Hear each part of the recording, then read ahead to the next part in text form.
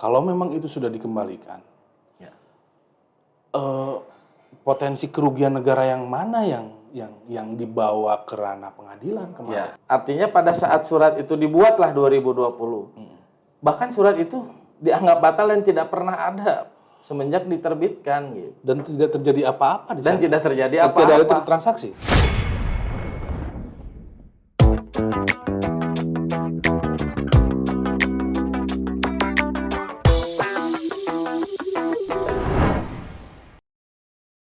Udah lama ya nggak ketemu teh. Iya, nggak kangen gitu, ah. Kangen dong. Berapa? Sebulan, 2 bulan? Lebih. Lebih. Soalnya itu jenggot makin panjang. Ai. Sehat tapi ya. Alhamdulillah. Alhamdulillah tuh yang tanya. Oh iya. Oh, kok yang nanya ya? Biasanya kan nanya-nanya gitu kan. Iya, siap. Apa barusan katanya baru pulang dari Polda? Iya, mohon maaf ini waktunya teh nggak sesuai kesepakatan. Soalnya barusan baru dari Polda. Beres apa? Penjemputan. Jaksa baru ngelaksanain eksekusi putusan hakimnya barusan tadi siang. Harusnya tadi malam. Idealnya harusnya karena kan bunyi putusannya dikeluarkan atau mengeluarkan dari tahanan segera sesaat setelah putusan dibacakan, karena kemarin pembacaan putusan itu jam 2:30 sore gitu. Tapi baru sana. Makanya telat. Nggak apa-apa. Ngobrol ke belakang itu berapa kali persidangan sih? Itu berarti 4 kali, baru 4 kali. Sidang pertama itu pembacaan dakwaan jaksa. Setelahnya kita ngajukan eksepsi. Terus jaksa menanggapi sidang ketiga. Nah, sidang keempat kemarin terakhir putusan sela. Yang bunyinya ya begitu ternyata. Alhamdulillah. Hakim sependapat menerima eksepsi. Gitu. Tapi sebelum bicara ke hal yang eksepsi yang diajukan, Siap. kita mau ngobrol soal berangkat dari mana ini kasus gitu. Siap. Persi 57 ini sebetulnya kalau Bandung kita pernah mengungkap, dia hampir berbarengan dengan kasus aset yang satu lagi itu kasus pasar Panorama ya, yang sampai hari ini juga ternyata sudah ditempuh dan jadi NO lagi katanya. Itu semua pihak bisa bergulir di sana. Nah, ini Persi 57 ini kan sangat menarik karena Persi 57 ini dikaitkan dengan beberapa aset desa lain yang pada akhirnya setelah di tahun berapa ya pemekarannya itu? Tahun 2000 berapa ya? 2000-an lah. Pas Jajang Lihat aja. Sebelumnya kan? Sebelumnya. Itu jadi 3 desa ya. Ya, desa. Yang awalnya Cibogo, Cibogo, Desa Induk, Desa Induk, Cikole sama Desa Kayu Ambon. 3 desa. Nah, persisnya existing yang menjadi permasalahan ini sebetulnya jadi kabur sih sebetulnya kelihatannya dari beberapa laporan yang terjadi dari kita kan karena mengikuti pemberitaan yang ada. Siap. Termasuk banyak baca referensi dari Bandung kita juga. Gitu.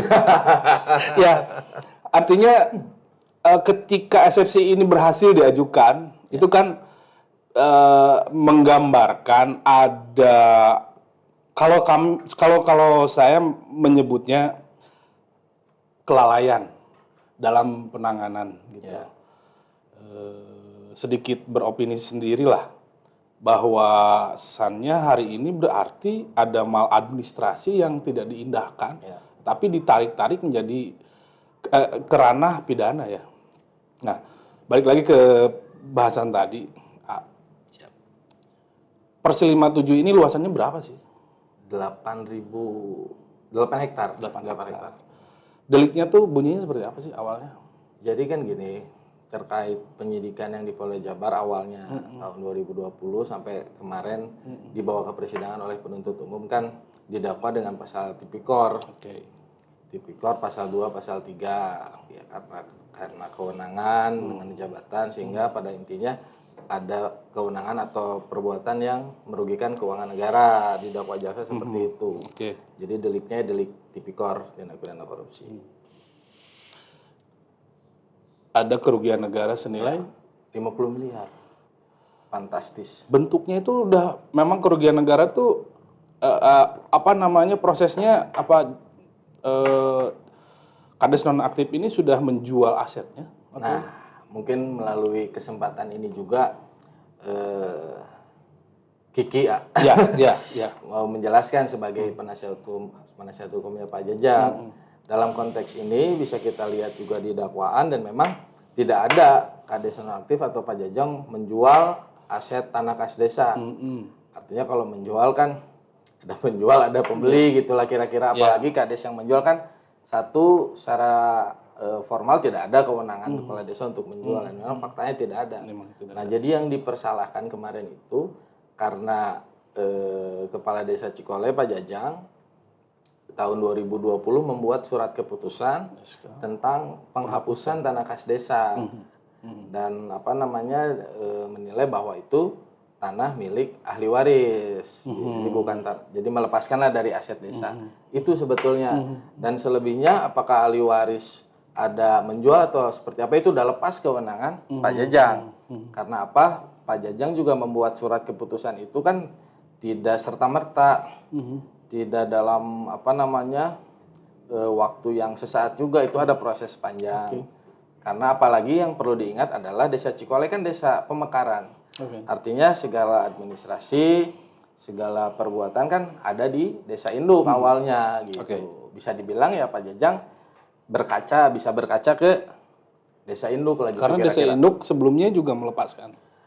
Karena gini, di desa induk itu juga sudah ini bicara motif bagaimana Jajang Ruhyat waktu itu bisa menghapus aset ya. Ya. Kalau kita lihat di dakwaan sih gini yang di ini tuh. Jadi salah satu dasar keputusan Pak Jajang membuat surat keputusan itu adalah masukan atau permintaan dari BPD Desa Cikole sendiri. Salah satu keputusannya itu konsiderannya itu. Konsiderannya di situ. Ya, tapi kan lebih jauh dari itu pasti kan Pak Jajang juga melihat atau menerima informasi dari kepala desa terdahulu atau kepala desa yang lain di tetangganya desa induk lah gitu. Kan Pak Jajang itu sebelum membuat keputusan itu mengadakan rapat bersurat ke kepala desa induk untuk meminta kejelasan terkait dengan status tanah kas desa versi 57. Seperti apa? Betul, ini sebetulnya bagaimana dan lain sebagainya. Kemudian sempat juga bersurat ke Pemda.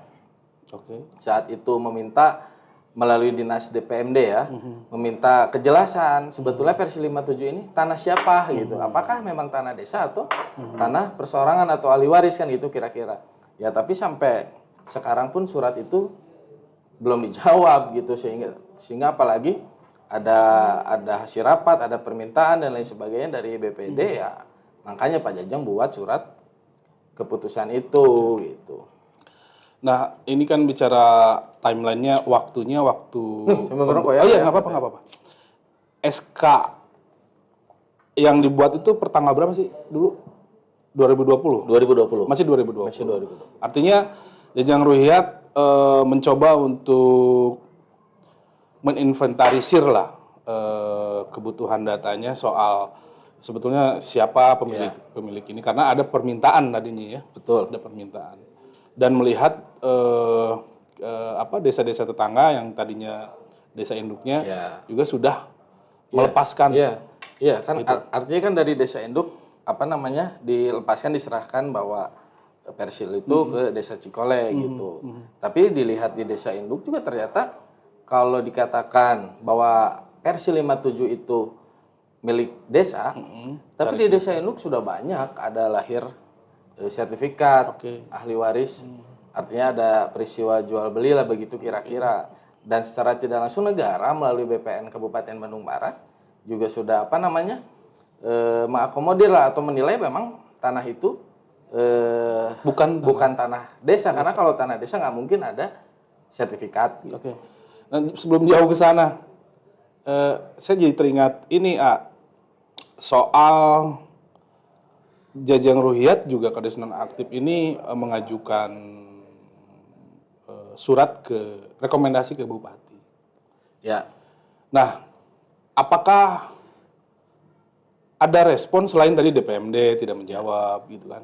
Nah, Bupati sendiri gimana waktu itu? Nah, itulah makanya karena begini, yang dipersalahkan itu salah satunya karena surat keputusan itu dibuat tanpa terlebih dahulu izin dari Bupati gitu kan. Makanya itu bertentangan dengan Permendagri.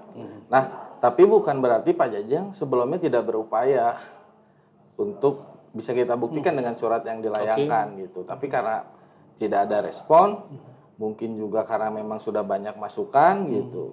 Ya sehingga Pak Jajang sebagai penyelenggara pemerintahan desa ya mau tidak mau harus membuat surat keputusan itu gitu. Ini dalam persidangan menurut pengakuan Jajang Ruhyat sendiri, apakah pernah mengeluarkan sertifikat?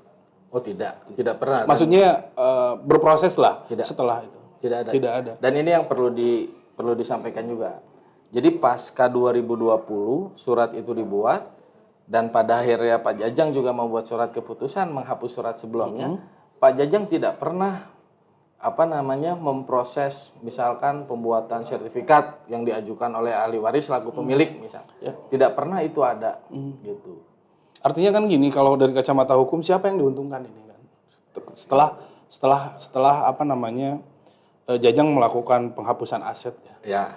Dan notabene Jajang sendiri juga yang mencabut hal tersebut ya. Itu nanti kita bahas. Setelah gitu surat penghapusan aset itu terbit, adakah pihak-pihak lain yang berupaya untuk memang secara mungkin mendudukilah atau mengklaim bahwa tanah tersebut seluas 8 hektar ya. Karena Persi 57 ini bukan 8 hektar tapi luas ya, terbagi dari tiga desa. Yang 8 hektar itu apakah sampai saat ini ada yang mengakui? Nah, jadi begini. Ahli warisnya sendiri yang secara yang mengaku ahli waris sendiri. Ya, karena kan surat itu juga menyampaikan bahwa ini bukan tanah desa Sedanai tapi tanah ahli waris.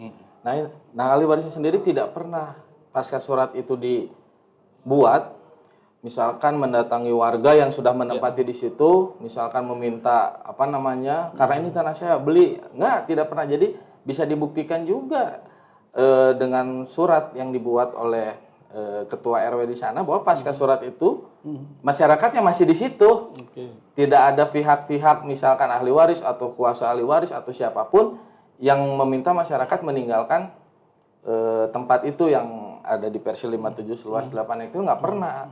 Jadi gitu. Jadi jual beli juga tidak pernah ada gitu. Kita pernah naikin berita soal 14 alasan. Di antaranya bagaimana Jajang Ruhyat ini melepas tanah kas desa ini. Dan itu juga disampaikan Jajang Ruhyat terhadap pada saat pemeriksaan oleh inspektorat. Ini yang saya balik lagi soal kasus ini. Ini kan hal administrasi sebetulnya. Bagaimana juga pemerintahan daerah Kabupaten Bandung Barat kalau memang ini asetnya itu dinilai adalah milik pemerintahan desa, itu pastinya kan pemerintahan daerah melalui inspektorat akan mengkaji mengkaji soal alas bukti yang dimiliki, alas hak yang dimiliki oleh pemerintahan desa sebelumnya. Nah, waktu di persidangan ada nggak keterangan-keterangan dari pemerintahan daerah yang menyebutkan bahwa memang itu tuh milik dari tanah desa sendiri. Sebelumnya gini ya, karena persidangan itu kan kemarin belum sampai kepada pokok perkara, tidak sampai ke Oke, pokok oh iya, perkara. oke. Karena kan di putusan sela hakim memutus dakwaan jaksa tidak bisa diterima sehingga prosesnya tidak bisa dilanjutkan. Jadi belum sampai jauh ke tahapan itu pemeriksaan saksi, alat bukti atau alat bukti yang lain. Namun bisa kita lihat dari surat dakwaan yang dirumuskan oleh jaksa yang lahir dari BAP atau keterangan-keterangan saksi waktu di penyidikan. Ya. Di dakwaan sendiri, meskipun jaksa mendalilkan bahwa tanah desa versi 57 itu adalah tanah kas desa, tapi tidak ada yang disertakan atau dirumuskan alas haknya apa, misalkan sertifikat desa tanah kas desa misalkan, atau melalui surat keputusan gubernur atau keputusan Atau waktu bupati misalkan pelimpahan, atau pelimpahan aset. atau hibah dari manapun gitu, tidak ada disertakan itu gitu. Itu Artinya bisa memungkinkan bahwa itu bukan milik tanah desa. makanya sebetulnya kalau saya sebagai penasihat hukum Pak Jajang juga sebagai praktisi hukum menilai ini kan bicara objek kepemilikan pada akhirnya. Jadi diawali dulu di Krimsus Polda Jawa Barat sampai akhirnya di persidangan karena jaksa melimpahkan kan secara tidak langsung menilai bahwa tanah kas desa itu aset negara lah gitu kira-kira. Sehingga kalau ada yang melepaskan itu menimbulkan kerugian negara. Sedangkan di satu sisi ada ahli waris yang menyatakan bahwa itu tanah mereka gitulah kira-kira. Nah artinya untuk mengakhiri atau untuk memperjelas status kepemilikan tanah kas desa versi 57 itu, saya rasa perlu adanya putusan peradilan perdata atau putusan perdata untuk terkait dengan menguji nih objek kepemilikan ini sebetulnya punya siapa gitu. Nah bagaimana kalau kemudian ada putusan pengadilan menyatakan bahwa itu sebetulnya tanah ahli waris. Nah, sehingga bagaimana konsekuensi atau dampaknya terkait penyidikan perkara sampai kemarin dibawa ke persidangan, yang objeknya kan adalah surat keputusan itu yang dinilai merugikan keuangan negara. Nah, saran kalau pendapat saya harus ada putusan perdata terlebih dahulu untuk menguji objek kepemilikannya gitu. Dan itu disetujui oleh hakim hari ini ya. Nah, kemarin itu begini, sebetulnya materi eksepsi kami itu ada beberapa poin lah, ada 5 poin. Yang pertama kami menyoal bahwa sebetulnya pengadilan tipikor dalam hal ini Pengadilan Negeri Bandung tidak berwenang memeriksa perkara ini. Karena objek perkara ini kan surat keputusan. Kalaupun dinilai ada ada keputusan atau ada perbuatan pejabat pemerintahan, dalam hal ini kan Pak Jajang penyelenggara pemerintahan desa, dinilai itu ada kekeliruan, ya objeknya untuk menilai itu adalah pendekatannya di Peradilan Tata Usaha Negara, pendekatannya melalui Undang-Undang Administrasi Pemerintahan. Nanti itu kita bahas juga mungkin terkait pendekatan Undang-Undang Administrasi Pemerintahan. Kemudian yang kedua, kami menyinggung soal kewenangan inspektorat untuk mendeklar adanya kerugian keuangan negara, karena kan kemudian itu dipakai oleh jaksa sebagai dasar mendakwa. Kami berpegangan ada surat edaran Mahkamah Agung bahwa selain BPKP, inspektorat, akuntan publik, dia bisa menghitung, tapi dia tidak bisa mendeklar. Nah artinya kalau kita berkaca ke situ kan harusnya tidak bisa inspektorat daerah mendeklar. Nah sehingga kewenangannya kita persalahkan gitu. Kemudian di dalam dakwaan sendiri tidak jelas dan tidak lengkap sehingga kami nilai menjadi kabur. Karena ada kata-kata bahwa dugaan kerugian negara itu yang diperiksa oleh inspektorat dinyatakan lebih kurang lebih senilai 50 sekian. Artinya kan tidak secara pasti, sedangkan menurut undang-undang pembenaran negara, kerugian negara itu harus nyata dan pasti jumlah. Nah, sehingga kalau ada dakwaan yang menyatakan lebih kurang gitu kan senilai, artinya tidak pasti dan dalam konteks ini merugikan kepentingan pembelaannya Pak Jajang gitu. Kemudian satu poin lagi yang juga dikabulkan hakim itu terkait dengan kaburnya dakwaan jaksa dalam merumuskan rumusan pasal dan peristiwa fakta yang didakwakan. Karena kan antara Pak Jajang ini didakwa dengan pasal 2 dan pasal 3. Tentu unsur pasalnya berbeda. Idealnya rumusan fakta dalam dakwaannya harusnya berbeda juga. Nah, ini dipersamakan. Dan juga ada pasal 55 mengenai penyertaan. Tapi tidak jelas. Kan penyertaan ini ada pelaku peserta kan, ada yang menyuruh, membujuk gitu kan, membantu melakukan. Nah, ini tidak jelas gitu perannya, sehingga itu hakim menilai tidak berdasarkan ketentuan pasal 143 ayat 2. Artinya secara tunggal justru berdiri sendiri dia.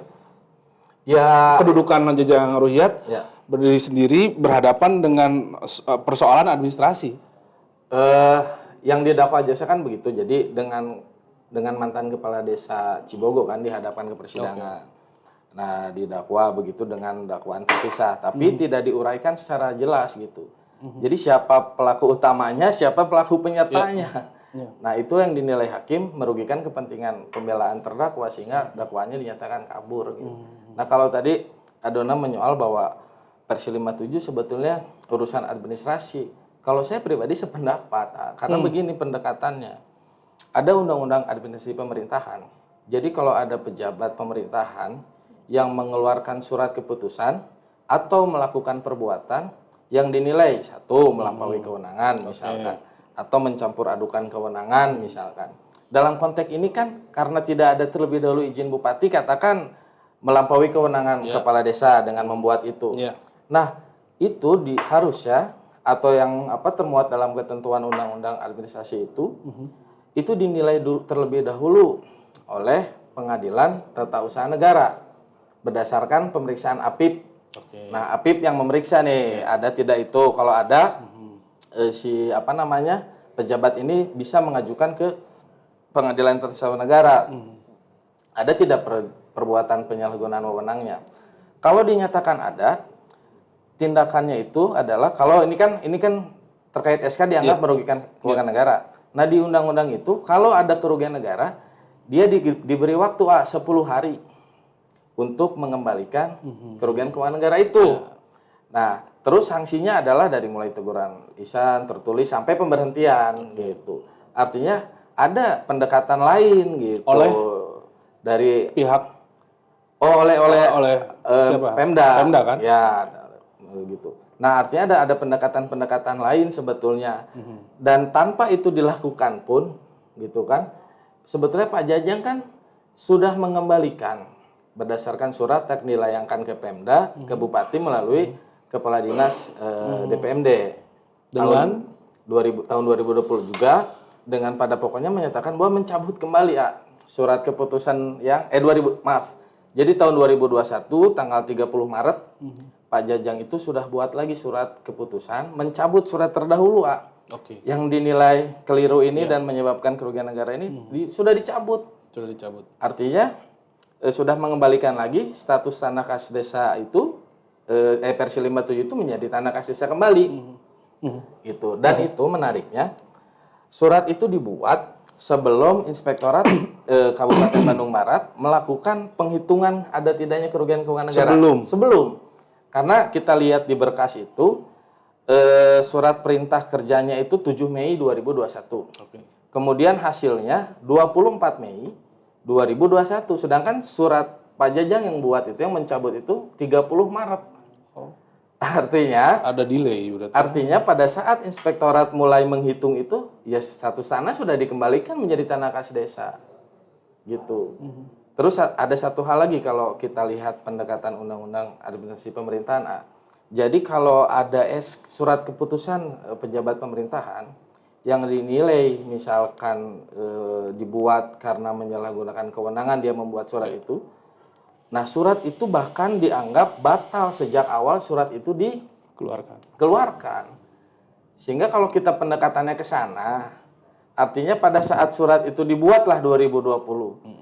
Bahkan surat itu dianggap batal dan tidak pernah ada semenjak diterbitkan gitu. Dan tidak terjadi apa-apa di sana. Dan tidak terjadi apa-apa. Tidak ada transaksi. Tidak ada misalkan begini.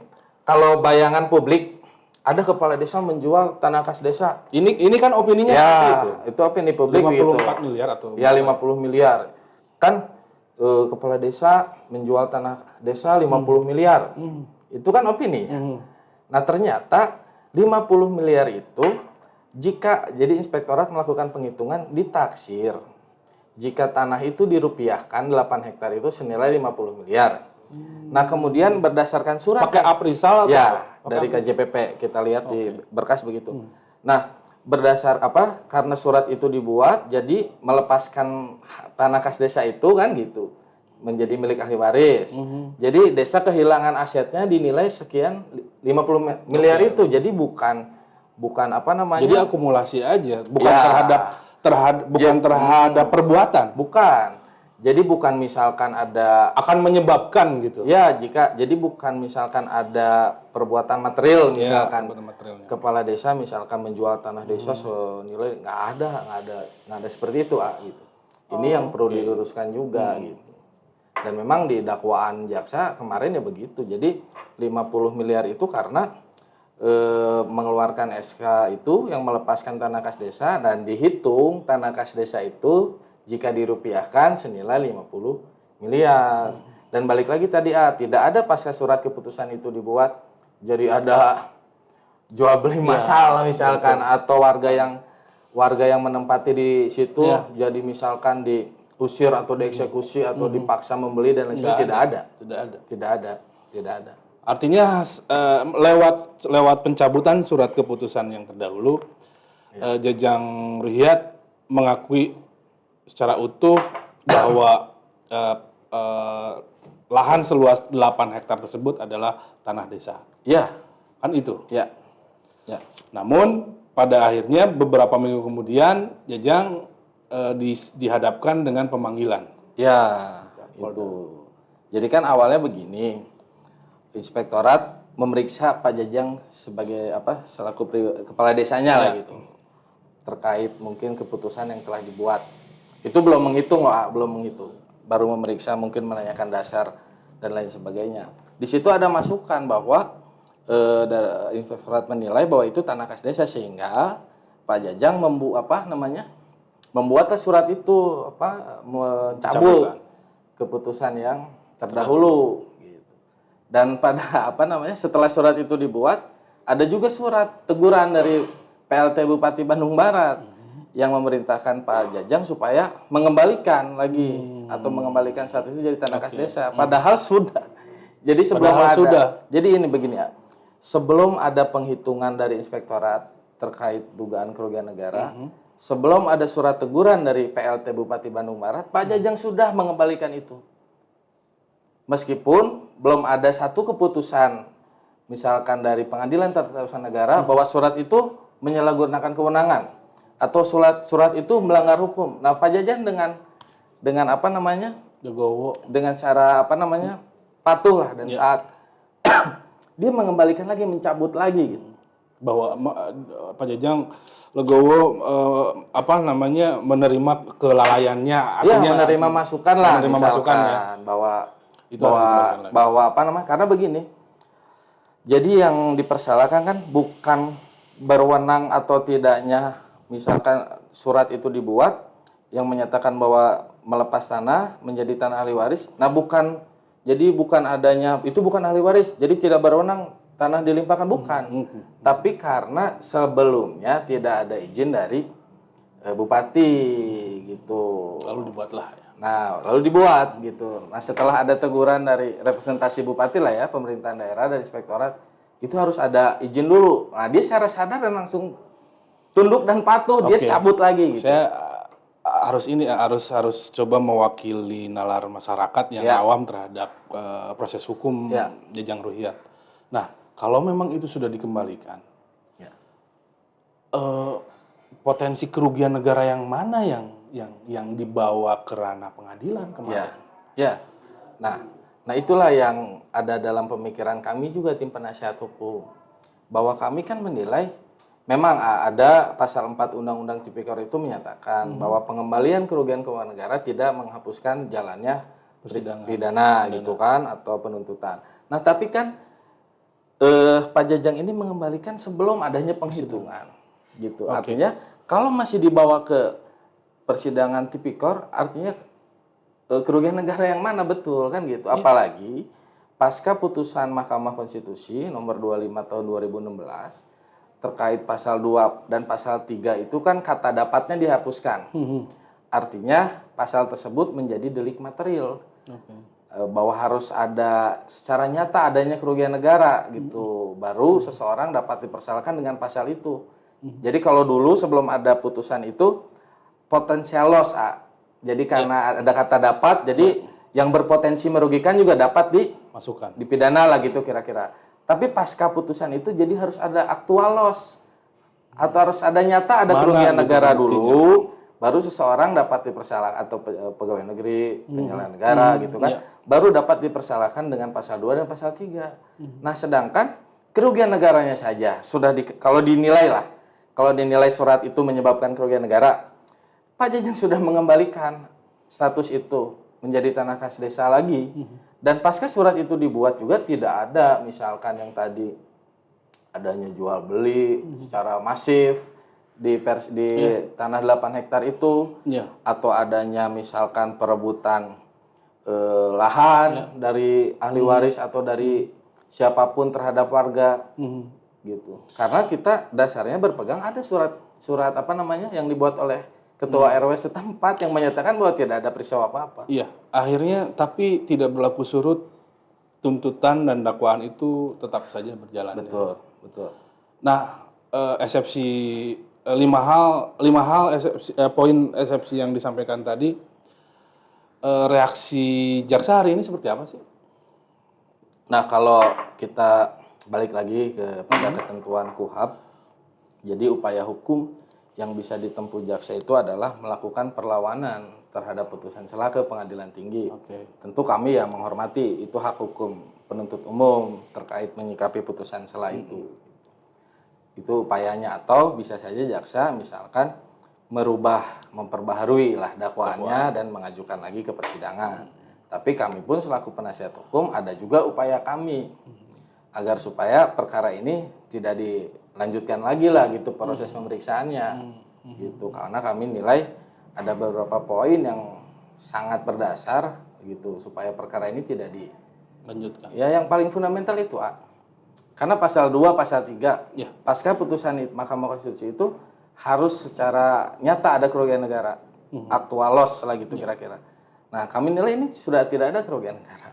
Nah, terus di dalam dakwaan juga disebutkan tuh, karena kan itu bagian dari unsur Pak Jajang memperkaya diri sendiri 1 miliar yang diberikan oleh salah satu seorang saksi lah di perkara ini, gitu kan, terkait pengurusan versi 57. Tegas dan jelas dakwaan jaksa bunyinya seperti itu. Nah, padahal kami lihat di dalam berita acara pemeriksaan saksi yang katanya memberikan ke Pak Jajang itu tidak terkait pengurusan versi 57. Objeknya bukan di situ. Intinya bukan terkait pemberian atau pinjaman itulah. Tidak terkait dengan sama sekali versi 57. Artinya berbeda dengan kesimpulan jaksa yang dirumuskan dalam dakwaan.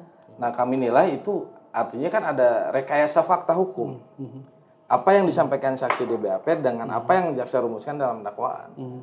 Dan kalau kami lihat ada larangan jaksa dalam kode etiknya. Dalam menangani perkara tidak boleh merekayasa fakta. Dan kejadian itu atau surat itu ya kami nilai ada dugaan rekayasa fakta. Nah, makanya kami ke depan upaya hukum yang akan kami kan jaksa upaya hukumnya bisa seperti itu. Kami pun tidak hanya berdiam diri menunggu itu. Kami akan terus memperjuangkan hak hukum. Salah satunya kami akan mengajukan eksaminasi khusus. Eksaminasi itu peninjauan terhadap penanganan kasus atau? Ya, jadi eksaminasi itu kan ada tergolong beberapa bagian lah, umum, khusus, dan publik. Kalau khusus ini bisa terkait perkara yang sedang atau masih berjalan. Ini kan masih berjalan nih, masih ada upaya jaksa. Nah, kami akan mengajukan itu kepada Kepala Kejaksaan Tinggi Jawa Barat, kepada Jaksa Agung, dan kepada Jampitsus untuk melakukan eksaminasi khusus lah, apakah produk yang dibuat oleh Kejaksaan Tinggi Jawa Barat ini berdasarkan hukum atau profesional kah? Itulah kira-kira. Dan kami berharap ya nanti ada kesimpulan yang baik lah gitu kira-kira. Gitu. Karena kalau kita pendekatannya memang belum diatur di Indonesia, tapi ada namanya kan aset recovery ya. Kalau di luar memang sudah diterapkan gitu. Ini kan sebetulnya udah dikembalikan lagi, ngapain lagi sih? Gitu. Ya, ya. Ini menarik mundur agak sedikit mundur ya. Siapa? Kalau ngobrol sama Adona memang nggak kerasa waktu. Ini agak sedikit mundur ya. Waktu menerima kuasa untuk menangani, untuk mendampingi Jajang Ruhyat itu di rentang waktu saat di mana beliau? Jadi sebetulnya kami menerima kuasa itu setelah berkas penyidikan Pak Jajang dinyatakan lengkap oleh jaksa. Oh, sudah baru di situ Sorry. Jadi kami itu menerima berkas itu pasca Pak Jajang ditahan di penyidik. Nah, padahal status hukumnya itu sudah P21. Jadi P21-nya itu sebelum penahanan lah gitu kira-kira. Jadi masih sudah lama baru ditahan. Ya, jadi berkas penyidikannya sudah dinyatakan lengkap, sudah P21. Nah, menjelang tahap 2 pelimpahan berkas dan tersangka dari penyidik ke jaksa, baru kami menerima kuasa gitu. Oh, jadi di sana ya? Jadi bukan dari awal mendampingi saat mulai penyidikan awal. Toh. Karena saya heran, kalau boleh saya sedikit mewakili lah netizen waktu itu soal penanganan kasus ini.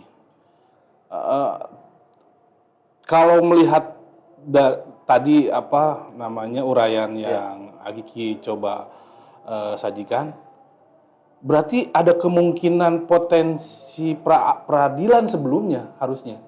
Ya, kalau potensi, yang mengarah ke sana pasti ada aja gitu. Itu tidak dilakukan sebelumnya. Cuman pilihan itu tidak kita lakukan. Tidak kita lakukan. Kita mau melihat lah sebetulnya karena gini ya, Pak Jajang juga dalam posisi waktu itu dari mulai ditersangkakan. Nah, itu dia. Kemudian ditahan. Itu dalam posisi bingung sebetulnya. Bingung? Sebetulnya apa yang diperbuat? Apa kerugian negara mana yang Pak Jajang nikmati misalkan? Gitu. Pak Jajang dalam kondisi kebingungan waktu itu. Makanya kami sarankan waktu itu sudah Pak, kita lihat dulu nanti sebetulnya jaksa akan mendakwa seperti apa sih? Dari hasil penyidikan itu apa yang didakwanya kan begitu kira-kira. Artinya mengalir aja beliau. Ya coba inilah gitu melihat. Berapa lama ditahan di Polda? Sampai di Polda itu kurang lebih 30 hari ya sebelum dilimpahkan ke jaksa gitu. Karena perpanjangan penahanan awal kan 20 hari dan sempat ada perpanjangan penahanan. Artinya kan waktu itu juga jabatannya dinonaktifkan kan ya? Ya. Waktu ketika mulai penetapan tersangka itu. Lumayan panjang ya. Dan hari ini Jajang Ruhyat sudah berada di rumahnya ya? Ya, sudah berkumpul kembali sama keluarga setelah sekian bulan terpisah. Lumayan lama kan ditahan, terus digantung juga. Soal eksaminasi tadi, kapan dilakukan? Secepatnya, karena kan jaksa juga pasti secepatnya mengajukan upaya perlawanan terkait putusan. Kami juga sedang mempersiapkan, ya kemungkinan dalam minggu inilah kami ajukan. Gitu. Tentu harapan kami petinggi atau pimpinan di kejaksaan juga dapat melihat persoalan inilah, dapat tertarik untuk meninjau gitu. Apakah karena saya yakin lah petinggi-petinggi kejaksaan hari ini mempunyai sign of crisis itu, jadi kepekaan dalam penegakan hukum itu pasti ada lah gitu. Ini kan yang barusan ada dalil kita atau alasan hukum. Ini sudah tidak ada kerugian negara. Kalau dihubungkan misalkan terkait mafia tanah, misalkan kan ada semangat Pak Jaksa Agung kan memberantas mafia tanah. Nanti melalui surat itu kami sampaikan bahwa ini tidak sama sekali apa yang diperbuat oleh klien kami ini terindikasi gitu kan atau terlibat dengan mafia tanah, tidak, karena kami bisa membuktikan bahwa pasca surat itu dibuat tidak ada warga yang terseret atau tergusur atau dipaksa membeli gitu. Ya. Karena sejak awal kalau membahas Persil 57 ketika Jajang Ruhyat membuat surat penghapusan aset, saya pun juga mengimbanginya dengan alasan beliau membuat surat tersebut. Ya, ada 14 alasan. Iya, 14 alasan itu. Nah, makanya kita juga hati-hati, takutnya beliau terframing soal kasus mafia tanah. Ya, gitu, ya. ya. Makanya alasan itu kita coba ungkapkan juga. Betul. Nah, ini menarik Kak, karena ada banyak potensi. Karena terakhir kita coba buat juga pemberitaan soal potensi adanya tersangka baru waktu itu. Tersangka baru ya. Cuman mungkin itu kita bahas di lain waktu.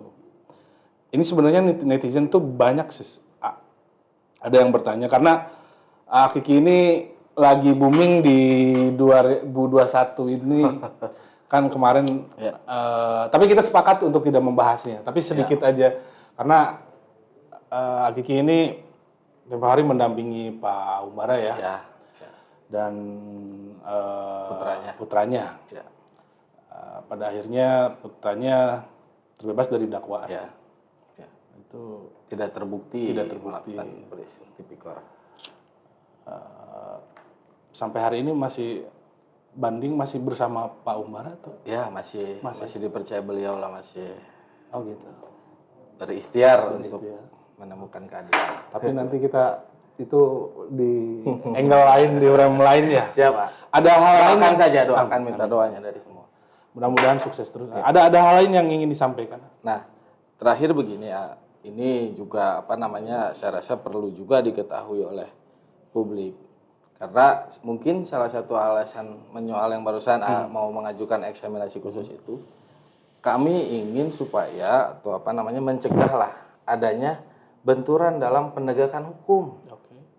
Kenapa kami sampaikan demikian? Karena jadi sebelum Pak Jajang mulai diperiksa di Krimsus waktu itu terkait dengan penanganan dugaan perkara ini, ternyata di Direktorat Kriminal Umum ada laporan dari ahli waris, melaporkan seseorang lah, saya nggak bisa sebut namanya, dengan laporan dugaan tindak pidana penyerobotan dan penggelapan tanah yang terletak di atas Persi 57A. Dan hari ini laporan tersebut telah naik ke tahapan penyidikan. Artinya penyidik sudah berkesimpulan dan menemukan bahwa ada peristiwa pidana di situ dengan bukti permulaan yang cukup di luar kasus Jajang Ruhyat. Di luar. Artinya apa? Dengan persoalan objek Persi 57 ini di satu sisi ada penyidikan juga, ada proses hukum juga.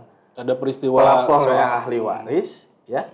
Objek laporannya itu kan adalah karena terkait dengan penyerobotan dan penggelapan tanah, artinya kan objeknya di Persi 57. Dan ini naik ke penyidikan, gitu. Artinya kan sederhananya begini, kalau orang misalkan lapor tanahnya diambil atau rumahnya diserobot, penyidik pasti nanya apa buktinya, misalkan ini tanah punya bapak atau punya ibu, kan pasti ahli waris juga atau dalam konteks itu pelapor dalam perkara itu pasti menunjukkan lah A sampai Z-nya, sehingga terkait laporannya penyidik menaikkan A menjadi sudah penyidikan, artinya sudah ada peristiwa pidana, sudah ada dua bukti permulaan yang cukup. Nah, tapi di lain pihak gitu kan, negara melalui Krimsus Polda Jabar dan juga Kejaksaan Tinggi yang menyidangkan kemarin dan membuat dakwaan menilai bahwa Persi 57 itu adalah tanah desa. Nah, artinya jangan sampai ada benturan kepentingan dalam penegakan hukumnya gitu. Atau kata lain bahwa negara dibodohi oleh beberapa pihak lah ya.